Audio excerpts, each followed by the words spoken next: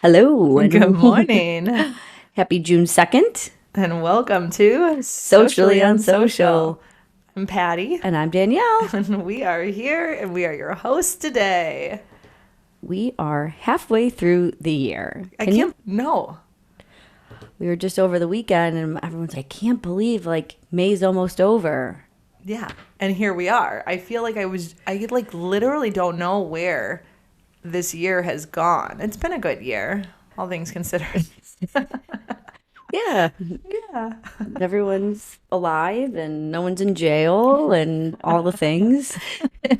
That's how we judge a good year or not. Has anybody been in jail?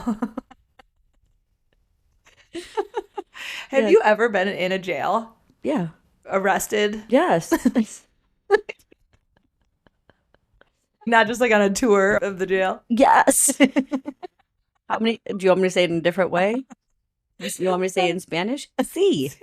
I've never been, thank God, because that life is not for me. That's why I suck at the game. Never have I ever. Because you've done everything. I'm surprised that we didn't play that game in Cabo. Never Have I Ever is one of my favorite games because you say the most ridiculous things. You find out all this crazy stuff that doesn't come up in normal conversation. And then you go on tangents because you want to know about that person's, course. why that person drank. Yeah, and now tell us what happened. Yeah. Give us all the details. That should be a fun episode. We should do that. Okay. But we have to come up with questions. PG questions. Like, never have I ever Skydived. I have a drink. Oh, yep. Uh-huh. That's insane. I never have. It's funny because Leah had asked me if I would ever bungee jump the other day. And I was like, I went skydiving, but I also feel like bungee jumping, when I think about it, I could just see my neck snapping. The way it just bounced like a rubber band. I don't understand how you jump down and how that rope doesn't get like tangled around your body when you fly back up and then you drop again and then you fly. How is that not somehow getting Like wrapped you around feel strangled, you? yeah. That is so scary. I would never. Engineers probably worked hard on that one to make sure something with the velocity and Yeah. then the thickness of the rope or something. Yeah, that is also not for me. Yeah. Engineering and bungee jumping. Neither of which I know anything about. No, I just like to guess and pretend. I mean, Sometimes- that velocity, so yeah, there. use big words, smile and nod, and people will believe you. That's how I've gotten through the majority of my life. I love that. Love it. The fake it till you make it theory, love it. Love it. Absolutely. I just told somebody that recently because sometimes you think that somebody else has it all together or that you're not good enough because like the imposter syndrome type thing. And I hate that because I guarantee you that person is not any smarter or doesn't have more experience or is quite like you, but you're giving yourself like just And you're not giving yourself enough credit. yeah, like you're giving yourself just like this excuse to just be mediocre. The fear of failing. And some people's fear is stronger than other people's fear. I think it's interesting because what are you more afraid of? Doing something and failing or sitting back and being like, oh, I never even tried it. Like, which is worse? Never trying it. 100%. And then also, I'm sure we've all seen it's floating around social media, this quote where it's, if you knew that you were going to fail 10 times before you got it right, how quickly would you run in to those failing moments? Instead of trying to put them off and be like, oh, I don't know, how do I get it absolutely perfect before I try? You're going to fail anyways. So you have to fail 10 times before you get this right. So go full speed ahead and try every single thing to the best of your ability. And then eventually you'll get there. But it's always so like we don't know that when we're going into it. Everyone wants to be perfect. Everyone wants to be perceived as perfect. Everyone wants to be perceived as the person that has it all together. No one wants to be like the sloppy hot mess. But that really it's not the same thing. And also, like people will look at what somebody else has and they're so jealous of it, but are you jealous of how they got there? Did you see their sloppy hot mess roller coaster moments as they got to where they are? Or are you just seeing the end goal? Because social media, we really just put our highlight reel out there. So you might not know what it took for them to get there. Oh, yeah, they always say that. No one sees that. They just see, oh, they got 3 boats and 4 houses and all this money, but they don't see the sleepless nights. They don't see the rejection. They don't see events in their life that they had to miss because they had to sacrifice to get to where they're at. And it's just easier to look at the success part of things besides looking at what it took to get there. Absolutely. That's what I was thinking on the way here. I was like, man, I'm 43 years old, almost halfway to 44.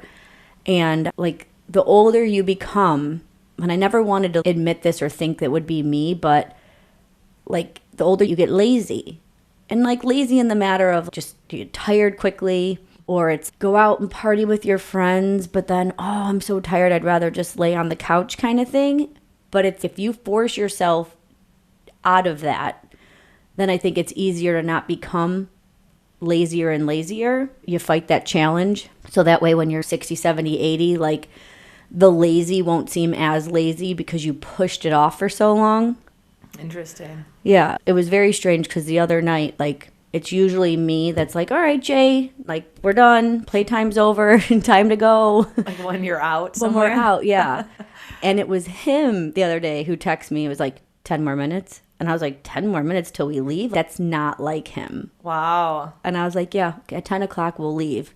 And he was telling the guys at work, he's like, that was very shocking where I'm ready to leave. And she told me 10 o'clock. And I was just ready to go. Oh my gosh. Yeah. So hell has officially frozen over. Jay's ready to go home. What? Yeah. That is really, yeah, that's eye-opening. Are we just that old now? I don't know. I don't know if it's just too because life is so busy, or in the case of you feel like you need to be busy and everyone's waiting for the Busy Bee award. Oh, what'd you do this weekend? Oh, it's so busy. I went from here to here. Or like when I talk to people and I'm like, oh, what are you up to this weekend? And the response is, it's so great. For the first time, we have nothing going on. Yeah, I say that all the time. I'm always like, oh, look at this. We have nothing. But also it is that hustle culture where there are no awards given out for being burnt out of the million things. You know what I'm saying? Ugh, it is just so difficult to find a good balance between, now that we are getting older, like I almost forgot how old I was. I'm about to turn 39, which means I'm 38. I don't know where time went. Also, the fact that I have a 5th grader blows my mind because I feel like, how did I get here? Am I doing it right?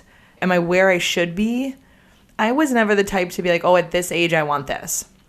And I think teaching fitness never was in my radar. Never. I never cared about like where I would live. The only dreams I think I had when I was younger for myself was like, I'm going to be living in California or I'm going to be living in Florida. And just, I'm going to be that girl on the beach, just like going with the flow. That couldn't be farther from my life as a suburban mom, driving carpool. I'm the room mom of 2 of my kids. I'm collecting for the end of the year teacher gifts. I'm trying to do my spreadsheets. Just so super boring. So very different than maybe where I thought I was. But I'm glad that I didn't have some crazy plan to where I would be perhaps let down. But I think even if you had a plan, like if your 21-year-old self is looking into the future and watching you and you're looking back at your 21-year-old self, even if you had those ideas or dreams or goals, because of the way your life turned out, I don't think you'd have regret. Because life is so great. Perfectly said. Yeah, I think if I saw my 21-year-old self, I don't even know, I did not know Mike when I turned 21. Like I knew of Mike, but I didn't know him. I actually don't even know if I knew him. You had to have. I remember the first time that I met him, I was like, you have this friend that everybody else seems to know is just a friend of a friend in our group. And I had never met him before. And I was like, man, he's such a hunk. Cool. But yeah, so when I was 21, if I could see myself now at almost 39, because I'm turning 39 in a month and 2 days. Oh, you're not counting down at all. By the time it airs, it's so easy because it's a month and 2 days ahead. But yeah, I think I would be like, wow, you did nothing with your journalism degree. I'd be like, huh, that's interesting. Why not? I might push myself a little bit there. But other than that, I'd be like, wow, you have kids. But there are things that would shock me about my life today, for good and bad. And I'm sure that's like kind of everybody. But you're right. I don't think that I would be super let down. Also because I think I'd be hopeful that there's still so much ahead. But I also think that like your life is good. It might not be fabulous and great in comparison to some other people's lives, right? But if you compare yourself to other people whose maybe their dreams didn't come true and then nothing else happened either, then you're like, holy shit. Really pissed at your 39-year-old self versus like all the dreams that you had at 21 and then you really did nothing with the opportunities that came across. Yeah, I see. Because what you're saying. I know a lot of people that probably had a lot of opportunities come in front of them and they didn't grab, whether it was they weren't ready or the fear of grabbing onto them was stronger than following through with them. Now they're looking back and being like, I have regret. I so needed this conversation because I have had like just such a hard week, like business-wise, career-wise, where it's just, what is worth it? Is it worth it to try to go after what you want? Because at the end of the day, you have no guarantees. We don't have a crystal ball. We don't know what's going to work. We literally are just like on a wing and a prayer. I like texted my friends the other day. I was like, we're just getting by with like trust and pixie dust at this point. I have no idea what's going to work, but I'm just hoping and I just am praying that God guides me exactly to the places and the people and the spaces that like I need to be in. There's something to be said about wanting something and going after it, and you have to want it more than you fear failure, more than you fear looking like an idiot and messing it all up. But I think that's the thing too is, oh my God, it just literally fell out of my head. Boop gone. Boop gone. Oh, if you're just wishing, you know, that saying like wish in one hand and oh shit in another and see which half fills up like, first. If you're just wishing that things work out and you're hoping, I get like the manifesting power, positive thinking. But if you're sitting here being like, okay, if I just think about it and wish it and hope it comes true, it's not. You have to put in the work. So you have the people that are putting in the work, and then you have the people that are just wishing that it would happen to them. Oh, I'm just going to wish that I win the lottery, but I never buy a ticket. Or I wish that I had a better career, but you're not filling out resumes and going on interviews. So it's doing the work that's going to get you to where you need to be. Absolutely. I mean, I've been thinking, so like, again, we're halfway through the year, and I was like, did like a deep clean up in my office the other day and my vision board. And I was like looking at it and I was like, wow, like it was a good attempt. And those things are consciously on my mind, but a lot of them went by the wayside. Life happens, gets busy. I looked at my book challenge for the year. I wanted to do 24 books. I'm only at 8. My face regimen, I was so excited about all the things that I bought. And it's like, when I'm getting ready for bed, I'm like, I'm just so tired. Like, I don't want to add the 16 more things to my face. Like, I just want to go to bed. Totally. That was my low. I know my low. Okay. My cousin had a barbecue, and so the kids wanted to play running bases, and I was telling them, like, back in the day, like, my aunts and uncles, they would play with us, but they really wouldn't play with us. Like, when they were little, they'd get down on the floor and play with us, but they expect, especially from me, to get, like, dirty and run around with them. So they were playing running bases. So it was me and my brother versus 2 of my nephews. And I had to run back and forth and back and forth. It was like doing suicides in basketball. And I literally felt like my heart was going to explode out of my chest. I was so winded and out of breath. And I was like, man, I thought I was in good shape. I exercise, I go to the gym. But I was like, I need to step up my cardio game. And I know that was like on my list at the beginning of the year. And I have failed miserably at that. I have a Peloton in my room. Do you want me to coach you through a little cardio exercise before you leave? I started. I'm like, okay, I'm going to do 2 miles on the treadmill every morning on an inclining, really get my heart rate up because that's just terrible. Like, I'm only 43. Like, I shouldn't feel like a complete loser after running a few bases. Like, it was awful. It was like a come to Jesus moment. So this is funny. This is the second time that this quote, while you've been talking, has popped in my head. And it used to when I was younger. I heard this quote, reminds me of my grandpa, and it says, you don't get old when you stop playing. No, backwards. You don't stop playing when you get old. You get old when you stop playing. That's what it is. And it's so true because it's like you're talking about like staying young and being active with the kids and all this stuff, and Jay wanting to go home early from a party, and it's like literally if you stop, like a body in motion will stay in motion. If you continue to do things that, you know, just bring you joy. I mean, you playing with your nieces and nephews. First off, my nieces and nephews were also playing running bases over the weekend, and I called it like I was like, what are you guys doing, like playing kick the can? I like didn't know what they were doing, and they were like looked at me like I had 18 heads, and they're like, we're playing running bases. I'm like, I also don't know how to play that one, but it sounds fine. I'll teach you. Yeah, is it fun? Should we just do a field day in our backyard? We should. We're pros at it now. We are clearly pros at it. Yeah. Now that leads me into like my high, one of many highs. Memorial Day weekend last weekend was great. It was like supposed to be nasty weather, turned out really nice every day. Perfect. If that could be the whole summer, obviously it wasn't hot enough to go swimming, but it was perfect weather. Yeah, my kids went swimming at my in-laws. Oh, did they? Oh yeah, my sister and brother-in-law had a party, and they were like, and the kids don't care. They were in the water. They loved it.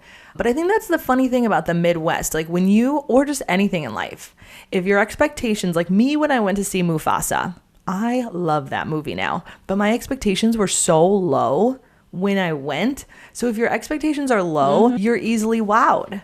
But if your expectations of the weather or of a birthday party or like things that you can't wait to go do, see, experience, whatever, if you're super excited, you got to bring it down. And I think we all know that by now. You live, and that's a quick lesson to learn, to lower the expectations so that you actually are happy when it happens. Yeah. But yeah, last week was field day.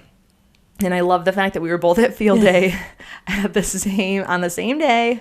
I cannot believe that. So your sister, our president of our fan club of Socially Unsocial podcast, Dominique, she has two adorable boys. They both go to the same school with your nephews. With my nephews and my niece, yeah. That's they all insane. At the same school, yeah. That is so fun for them. Speaking of like being with cousins and just like what fills your cup up, like that is so cool.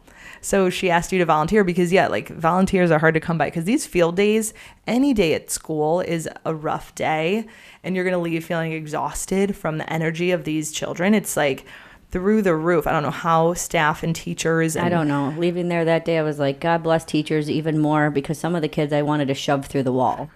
One of the moms that I was in my station with, I was like, ooh, she's getting mad. Like halfway through the day, we're no longer fun. Now we're serious. Now, if you're going to dump that cup of water on the person next to you, we're not quite as nice as the first 18,000 times that we saw children do that to each other. And she like snapped and I was like, get it, girl. Like you put them in your place. It was so funny. Okay, so this was one of my highs. Theo's, my oldest, it's his last field day. Oh.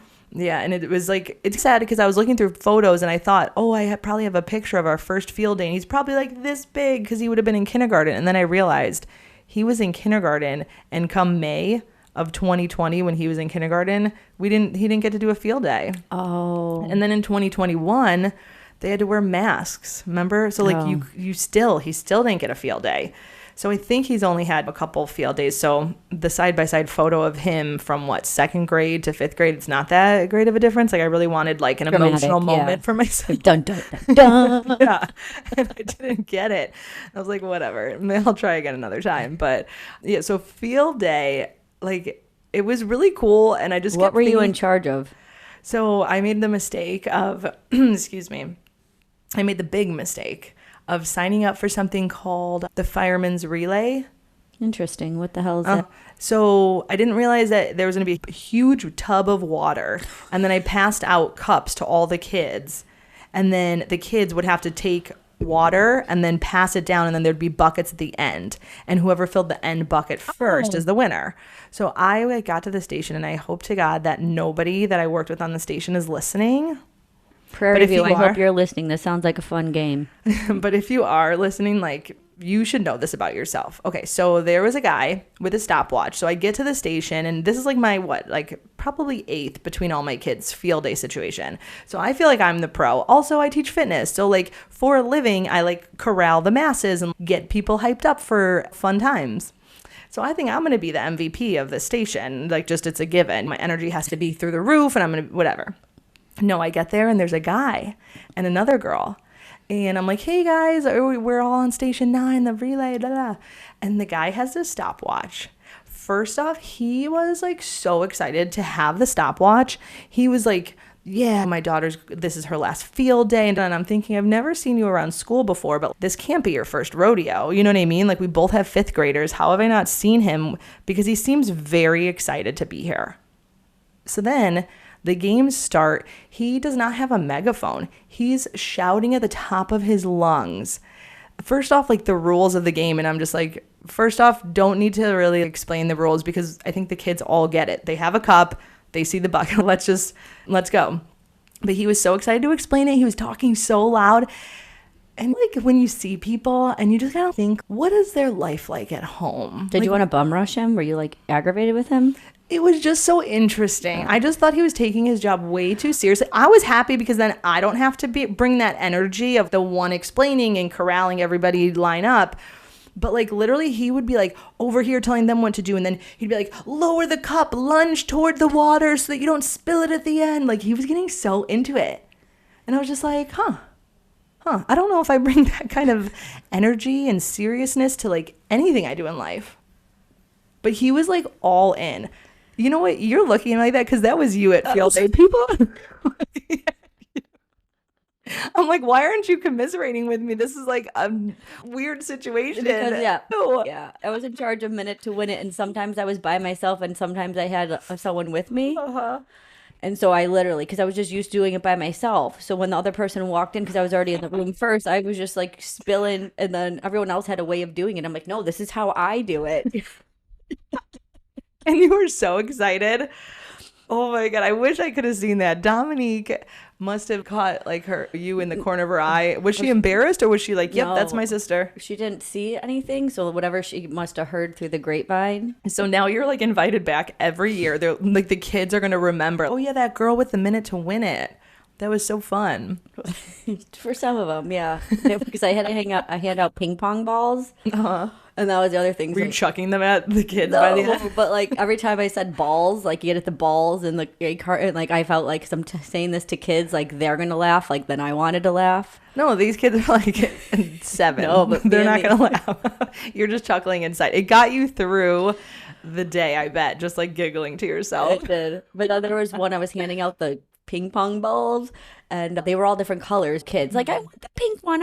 And finally I was like, guys, you're not marrying this, you're not dating this, we're playing a game, so you're just gonna get whatever ball you want. Oh my God, I could just literally, I envision you as like a Billy Madison, or what's that, more like just freaking out and being like, just take the ball. Oh man, that is great. I wish we were there together. You do like to micromanage, like, you know that about yourself. Yeah, you're like a natural leader to a fault, maybe. But I just wanted the kids to have fun. And then I was like, come on, guys. We got to be cheering each other on. Like, everyone was so quiet. For them. You better cheer. This is supposed to be fun. It's not supposed to get everyone aggravated and cry. There was a little girl who started crying because she didn't want anyone cheering her on, and the team was cheering her on, and she pouted, and she went up against the wall, and she cried. And I was like, oh, okay. I'm like... Pressure. It was a lot of pressure. I'm like, did something happen? Did someone hit her in the head with the ball? She said, no, they were cheering her on. She just didn't like it. I'm like, okay. You're like, all right. Some people don't like positive reinforcement.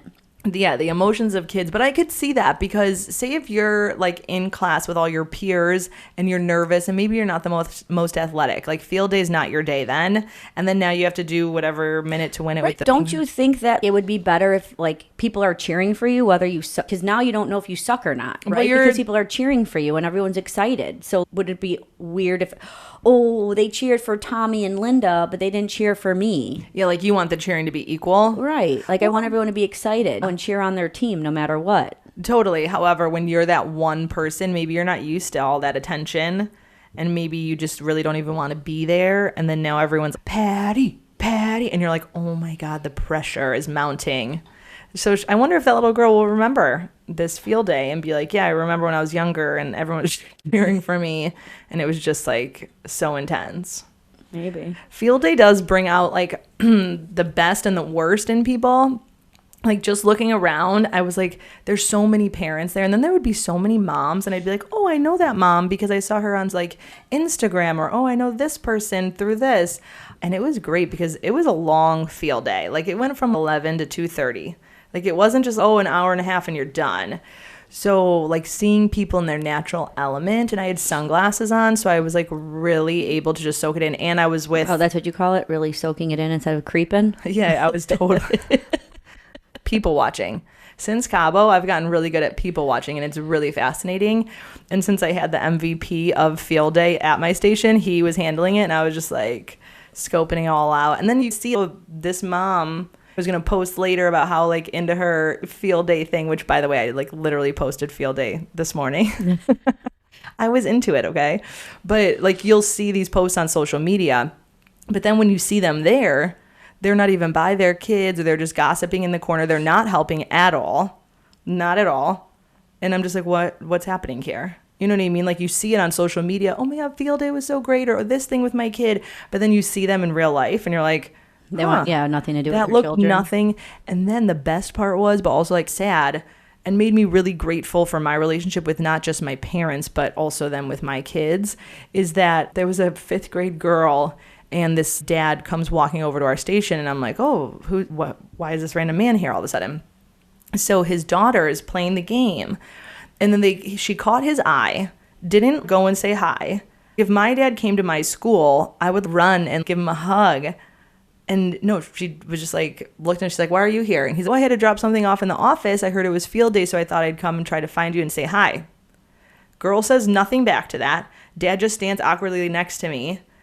And then I had my sunglasses on, so I didn't feel the need to have to converse with him. So I just was doing my thing with the kids. You should have turned to him and like, why does your daughter hate you so much? It was so sad. And then I was just like, and then he like started to walk away. So now he's like behind me, and then she like moved and then it was like round 2. So now she's got a new position. And I'm like watching her. I'm like, she's gonna look up, right? Like she's gonna look up and see if he's still there. Never looked up. And then the dad eventually just did a wave because I saw his hand, and then he just walked away. And all I could think was, is that your daily life? And also, I'm sure I did that to my parents at times. Like it was so sad for me to see just the disconnect of a dad to his daughter. And I don't know. There was just a lot of emotions on field day, okay? There was highs, there was lows. There was times when I wanted to hug the kids because I felt so bad for them. Times I wanted to smack them because they were just really getting on my nerves. And then like sometimes I just look at kids. One kid was like, I don't have to listen to them. They're not my parents. And I was like, Gabriel? I was like, woosah. I just have to walk away. But like, how rude. Oh, yeah. And I just think, what are my kids like when I'm not around? What are they like if they're standing in a line, spilling water and splashing people? And if a volunteer adult says, hey, it's just so interesting. I had like nuns at my school, so I was very scared of them. If an adult told me to do something, I'd be like, Yeah, but our generations are totally different. I would do things behind their back. But we were raised, you never talk back or disrespect an adult, whether it's an adult, whether it's an adult you're related to. You had respect for your elders. And these kids today are fucking assholes. I'm sorry. They are, like, to watch the amount of disrespect that happen, these kids, and the punks that they are, and how they talk to each other. I don't remember talking to my classmates, like some of the stuff that I heard. At field day, you heard this? Yeah. Oh. Again, that's what I was trying to be like, guys, let's cheer for each other instead of, because they're like, come on, you jerk, move faster. Oh, you suck. And I'm like, oh, wow. I know. I heard that a few times. And then I would just go up to him and I'd be like, okay, guys, make sure that you're talking nice to each other. Like, what? I don't know how the teachers do it, but it's got to be really hard because kids go through a lot. Kids are going through a lot at those ages, and parents, I don't know, they're working more, they're busy, especially, maybe that's how we talked about earlier, this hustle culture. Yeah, I think that was the demise because you always had someone at home there for you. And now it's like you have a small window. Like you see your mother or your father for what, an hour or two in the morning, and then maybe for an hour or two when you come home from school, in between sports, in between homework, in between reading. And you don't really have that. And then I feel like expectations, not saying most parents, but some parents have the expectation that it's the school's responsibility and the teacher's responsibility to teach their kid everything and to reprimand their kid. And then you have those parents that are like, absolutely not. Do not talk to my kid that way. Do not reprimand them. I don't. And so it's a lose situation that we're living in, because I think children and adults don't take responsibility for their actions. They just want everything to be easy. Absolutely. Who doesn't want it to be easy? But I think we always talk about being self-aware and taking accountability. And it's just like you can't just coast through. Like you have to do the work. You have to show up, be vulnerable, be honest with yourself. And sometimes it's really hard to see your kids because they're an extension of you. So it's hard because then you think it's something on you. But you, as a parent, you just have to realize, like, they're a child, they're learning. So when they mess up, it's not you've messed up as a parent. But you've messed up as a parent if you are not acknowledging whatever behavior it is. If you're just letting it go, thinking it's going to get better, or because you don't want to have that hard conversation with them, then absolutely, it's something that you have to look inward on. I think we take it too personal, and when we take things too personal, it's hard to address it and not be like emotionally charged by it. So let me ask you a question, since you're a mom. I think I know the answer, but you're like, why am I even asking? No. So if someone that you knew, loved and respected came to you and said something about one of your kids being like, hey, like, I saw this, I just want to bring it to your attention. I'm sure you know about it, but just something so that way you're aware of it, because if something gets worse, I don't want you to feel guilty that no one said anything. How would you react? Well, of course, it depends on like how serious it is. But so just say it's like a medium serious thing. I would be like, wow, thanks so much for letting me know. I'll definitely be talking to him about it. And man, it takes a village. Thank God you saw it. Thank God you noticed. And yeah, because we've had that within my like group of mom friends. And I think that we get closer because when I'm able to look out for your kid, and it's a no judgment thing, like kids are kids, but hey, I saw so-and-so do this. Or I've seen this a few times, this like same behavior from whatever child, and just wanted to let you know. And then you drop it, because it is hard as a parent to see that your child is not doing nice things or doing things right. It's very hard.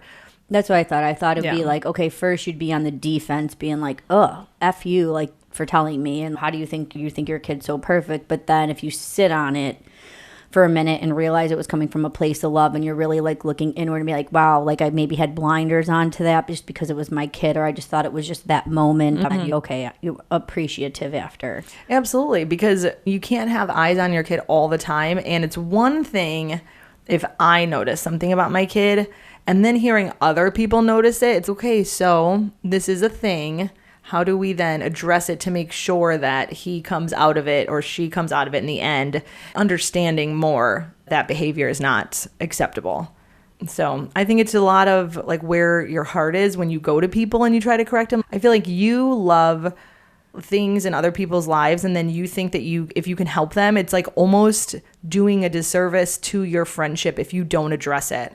But a lot of people aren't like that, because a lot of people cannot take criticism. It comes from a place of almost jealousy. Yeah, and it's, I can't wait to point this out about you. I can't wait to bring you down. I can't wait to make sure that when maybe even other people know. It's that quote I saw on social media where it's like, a true queen doesn't tell the world that another queen's crown is crooked. You just fix it without telling everybody.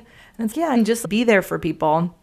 Help when you can, and you don't have to make it a big thing. You can just help when you can. Guys, I hope that this episode has helped you look back on the last 6 months, 5 months basically, and reflect on the things that you thought you were going to stick with or do better at. And if you didn't stick with your plan, it's okay. June is a reset month. Let's reset and look forward. Let's not look backwards unless you're trying to learn something from your past and bring something bodacious into your future. Here you are with those big words again. Bodacious. I'm bringing back all the 80s and 90s words. It really makes Jay angry. I was going to say, I've never heard that word. So happy June. Happy Thanks for June. listening. Thanks for listening, fam. We're going to keep being us so you can keep being you. Bye. Bye.